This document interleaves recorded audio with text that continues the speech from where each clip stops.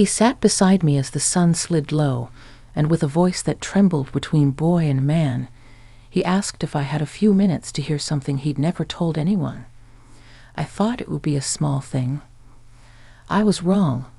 What he shared pulled a thread I didn't know was loose in our family, and everything I believed about strength, love, and forgiveness began to shift. Don't forget to like the video, share your thoughts or story in the comments, and subscribe to stay updated with our latest stories. Now, before I begin, tell me, where are you watching from? I'd love to know which cities and towns are joining me for this memory that stayed with me for years.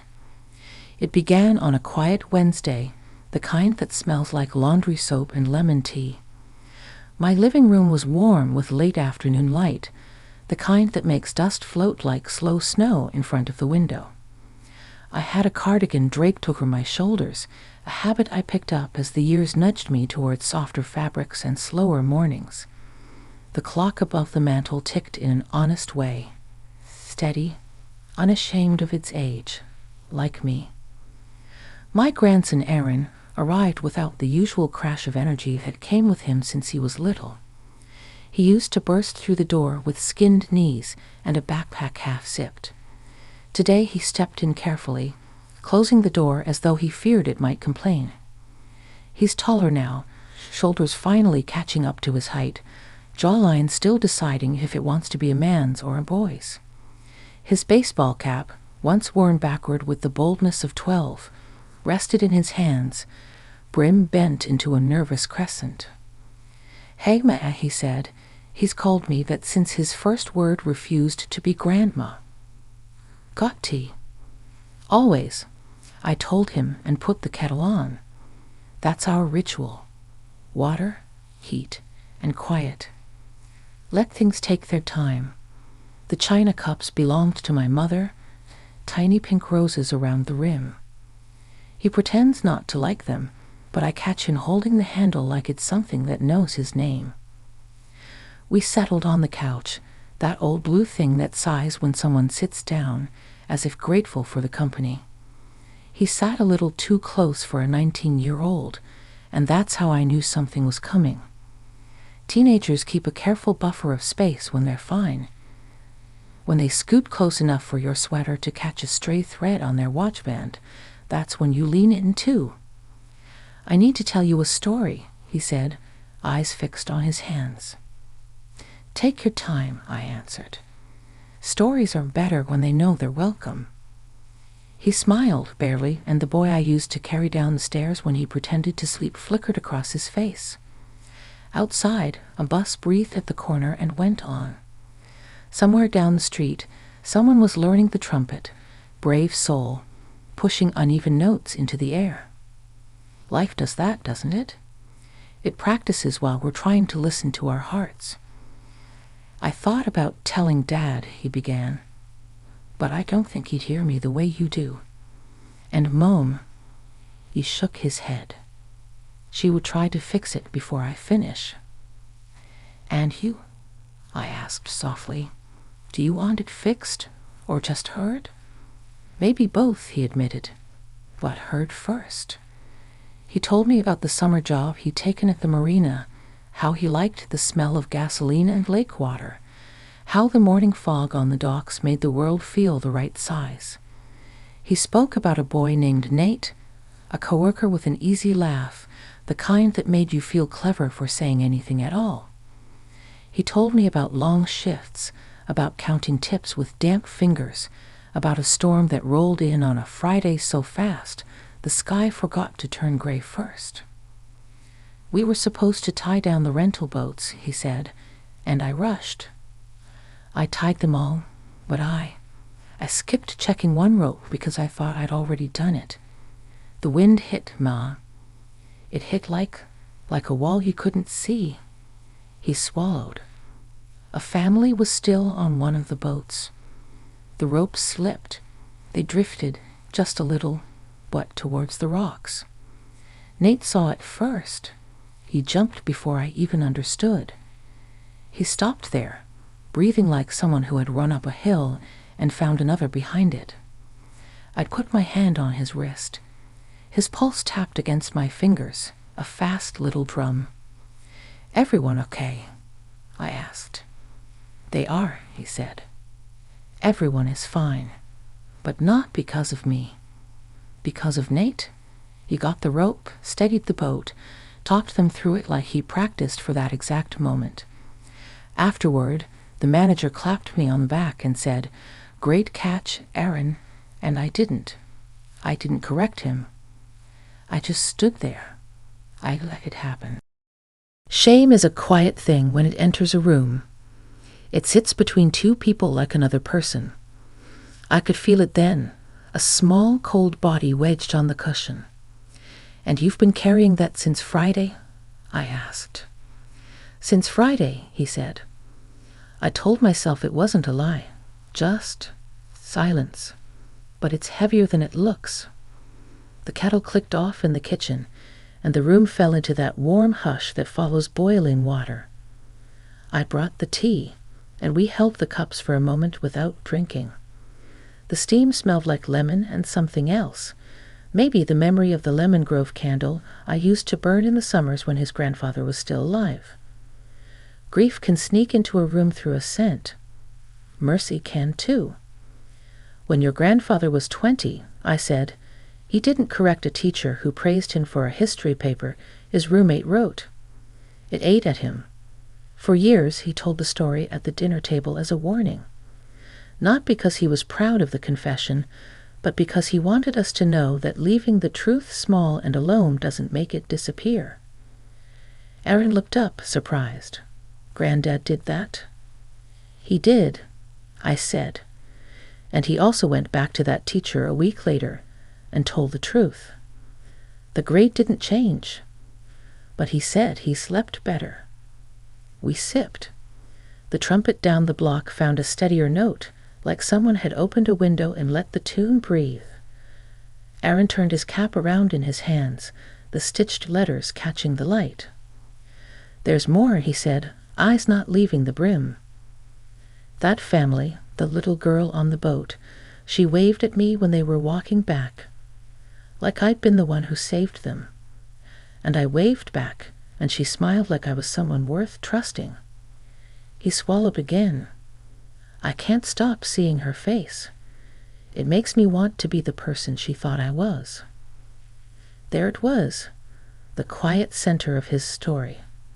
Not just guilt, the ache to be worthy. That ache is a holy thing when it shows up in a young man's voice. It's the place where character decides to tie its shoes and stand up. "What do you think you need to do?" I asked, keeping my voice low as featherfall. My job wasn't to direct. It was to place a lamp on the path and let him see the stones. He pressed his lips together, considering. "Tell the manager it was Nate. Tell Nate I'm sorry for not speaking up. And," he paused, "tell Mom and Dad before the story reaches them some other way. I want them to hear it from me." I nodded. The clock ticked. Somewhere outside, a dog barked and then reconsidered. I could feel the house listening, like it always does when we bring it our small braveries. "You know," I said, "courage has a funny rhythm. It rarely shows up with trumpets, present company excluded. It comes in on soft feet and asks if there's room at the table. You already set a place for it by coming here."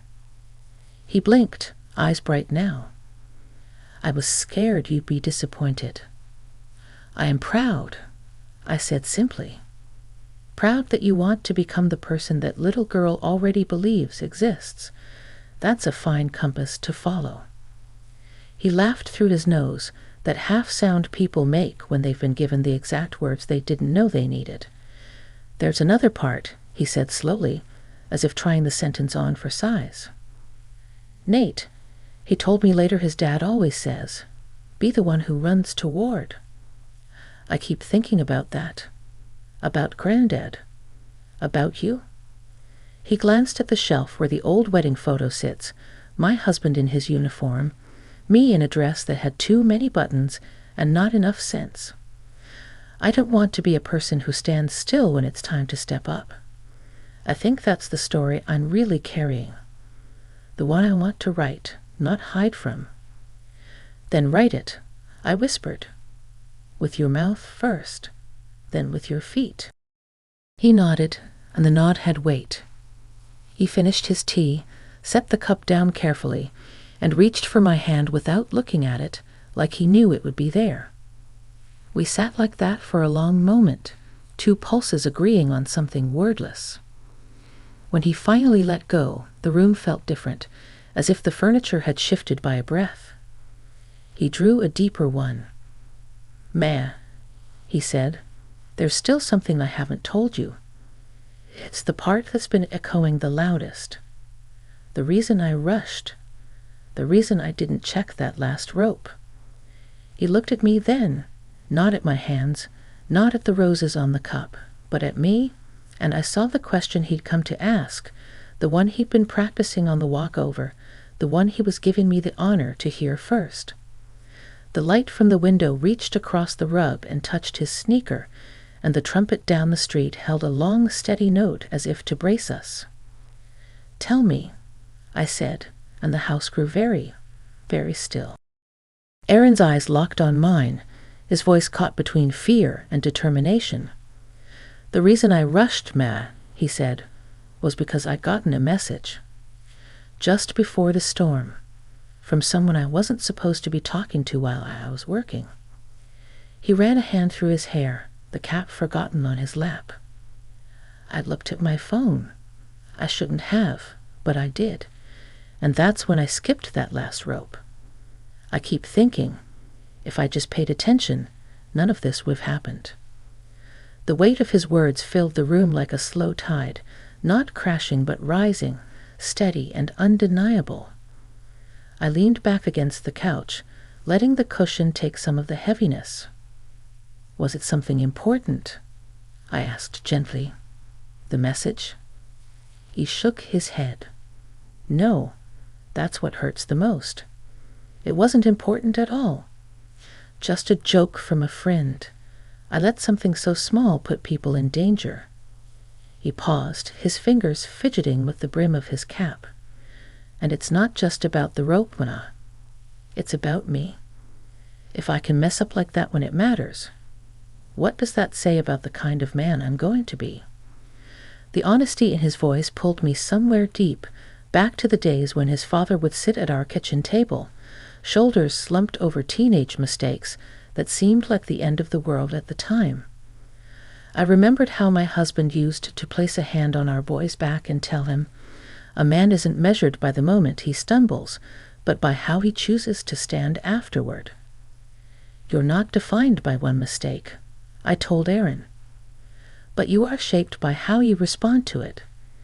Do you keep running from it, or do you turn around and face it?" His shoulders shifted, like the words had landed but were still heavy. "Facing it means admitting I failed. To my manager, to Nate, to Mom and Dad. I don't know if I'm ready for them to see me that way." I placed my hand over his. His knuckles were rougher now than when he was a boy, but in my palm they still felt small, like they carried more growing to do. "Aaron, you've already shown me more strength in this conversation than some people manage in a lifetime. Courage isn't about being fearless. It's about telling the truth even when your knees shake." He swallowed, his throat moving in a quick rise and fall. "Nate's been different since that day. Not cold, but quieter with me. I think he knows I stayed silent. I want to tell him the truth, but I'm scared it'll make things worse. It might be hard at first," I admitted. "But honesty has a way of building bridges where silence only leaves gaps. If he's the kind of friend who runs toward the storm, don't you think he deserves the kind of friend who runs toward the truth?" Aaron's gaze drifted to the window, where the late afternoon light was melting into amber, the sky holding that in-between shade that makes everything look softer. "I want to," he said quietly. "I really do. But I keep hearing Dad's voice in my head, how he talks about responsibility, about how men have to be steady. If he knew I'd failed at something so basic, I don't know if he'd look at me the same. I felt my heart ache at the thought. My son, Aaron's father, had inherited his own weight of expectations from his dad. I remembered arguments at the dinner table, the way my husband would sometimes mistake sternness for guidance. "Your father loves you," I said, "but love doesn't always sound gentle when it's spoken through fear. He wants you steady because he doesn't want the world to knock you down. But let me tell you something. Steadiness isn't never falling. It's learning how to find your balance again." Aaron blinked quickly, his eyes shining though he fought it back. "You really think he'll still respect me if I tell him?" "I don't just think it," I said. "I know it, because respect grows in the soil of truth, not silence." The trumpet down the street faltered again, then found a note that held steady, stronger this time. Aaron noticed it too, a small smile tugging at his lips. "That guy's getting better." "Practice makes music," I said, squeezing his hand. "Same for life." He let out a long breath, as if something heavy had shifted inside him. "All right. I'll tell Nate first, then the manager, then Mom and Dad. One step at a time." He glanced at me. "And I'll tell them about you, how you were the first one I came to, how you listened." The warmth in his words wrapped around me, steady and unexpected. "That's what I'm here for," I said softly. "To listen. To hold your story until you're ready to carry it on your own." He leaned against me then, just for a moment, like he used to when he was small, and the world felt too big. The scent of his shampoo, sharp and clean, mingled with the faint lemon from our tea. It was a reminder that even as time moves us forward, some pieces of tenderness stay the same. And as we sat there, side by side, I knew this moment would echo in me for years to come, not for the mistake he made, but for the courage he found to speak it aloud. Would you like me to continue with Chapter 3 in the same emotional and reflective tone? Aaron returned 2 days later, and I could tell before he even spoke that something had shifted. His steps were lighter, his shoulders looser, like someone had set down a bag he'd been carrying too far. He came in without knocking, the way family does, and found me in the kitchen kneading dough for bread. "Ma," he said, and the way he said it, like he had news that mattered, made me wipe my hands on a towel and turn fully to him. "You told them," I guessed, before he could even start. "I did," he said, sliding onto a chair at the kitchen table. "Nate first, then the manager, then Mom and Dad last night." He let out a small laugh, more disbelief than humor. "And the world didn't end." I poured him a glass of water, the kind of simple gesture that fills a moment. "How did it feel?"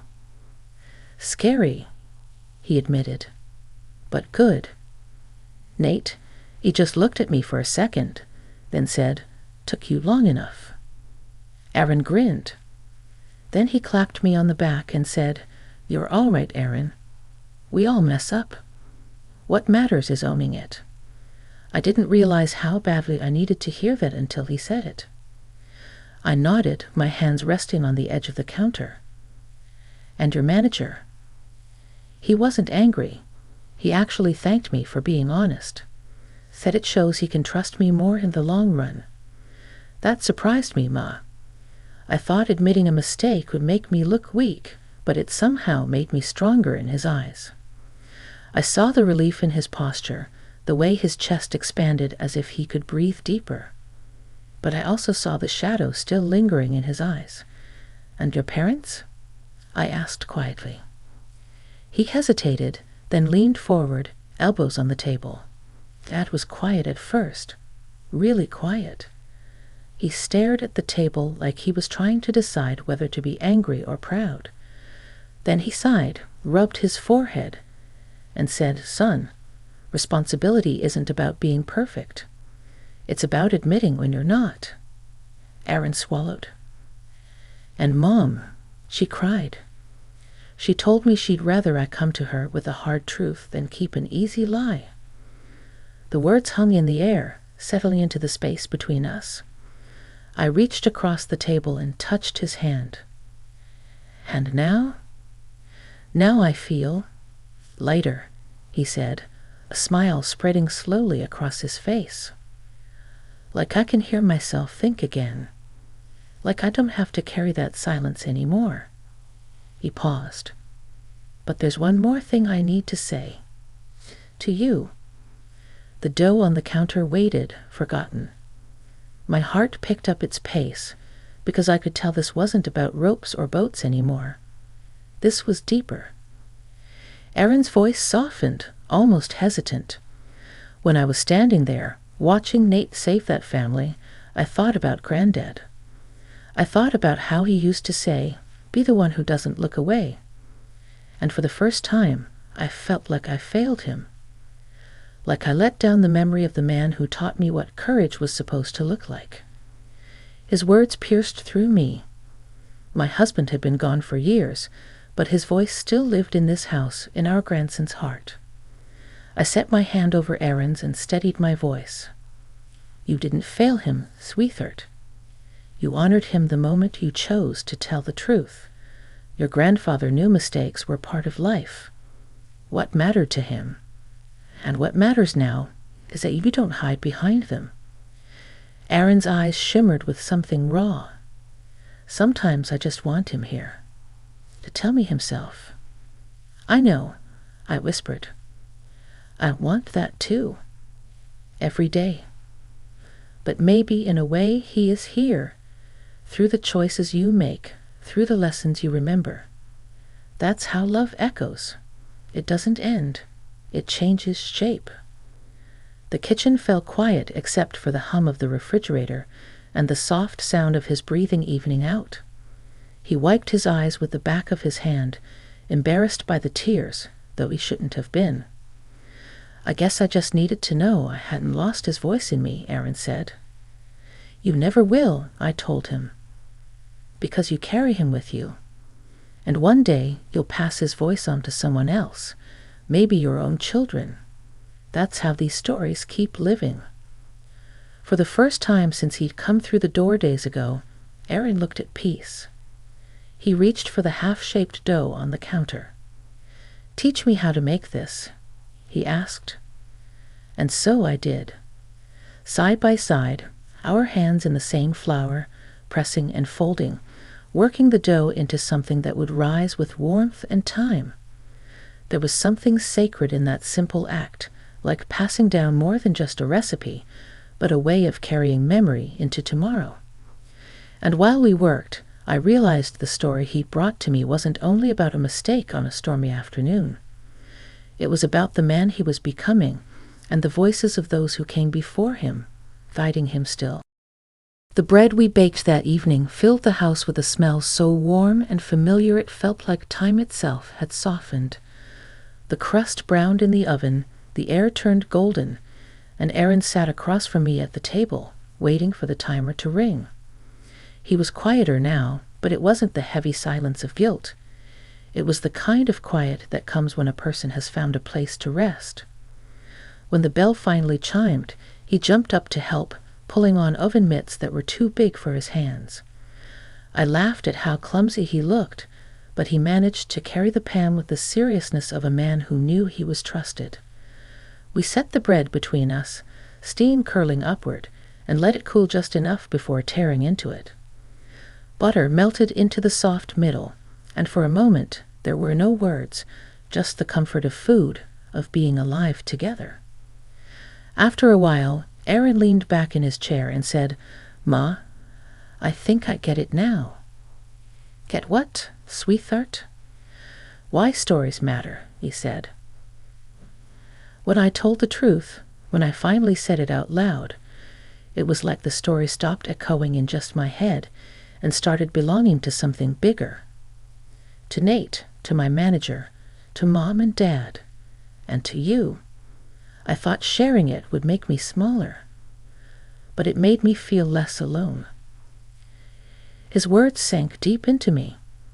For all the years I'd spent telling bedtime stories, family tales, memories of his grandfather, here was my grandson discovering the power of carrying his own. That's the secret about stories, I said softly. They echo because they're meant to. Not to haunt us, but to guide us. And when we share them, we give someone else the chance to learn, to understand, to remember. That's how we grow together. Aaron nodded, his eyes steady now. I want to live a story worth telling. Not just to be the hero in someone else's eyes, but to be honest enough to admit when I'm not. He paused, and his voice lowered. That little girl on the boat, her smile hasn't left me. I want to deserve it, Ma. I want to keep becoming the person she thought I was. I reached across the table and took his hand.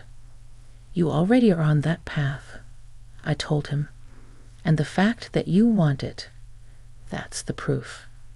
You'll stumble like we all do, but you'll rise stronger each time. That's what your grandfather would tell you if he were here. Aaron's grip tightened, not out of fear, but with gratitude. Do you think he'd be proud of me? I smiled, though my throat ached with the weight of memory. I don't think, Aaron. I know. He'd be proud of the boy who had the courage to admit a mistake, proud of the young man learning to carry truth even when it's heavy, proud of the grandson who sat here tonight and shared his heart. For a long moment, we just sat there, the lamp casting soft light over the table, the bread cooling between us, our hands joined. The world outside the window faded into night, but inside it felt brighter than it had in a long time. Later, when he left, he hugged me tighter than usual, the kind of hug that says thank you without words. I watched him walk down the steps, his figure tall against the streetlights, and I thought about how stories never really end. They change hands, they keep traveling, they keep echoing. And as I closed the door, the house seemed to whisper back the truth I had come to believe, that what matters most isn't whether we stumble or stand, but whether we're brave enough to tell the story that comes after. Aaron's story still echoes in me, not as a burden, but as a song of honesty, of growth, of becoming. And as long as I live, I'll carry it with me, just as he carries the voices of those who came before him.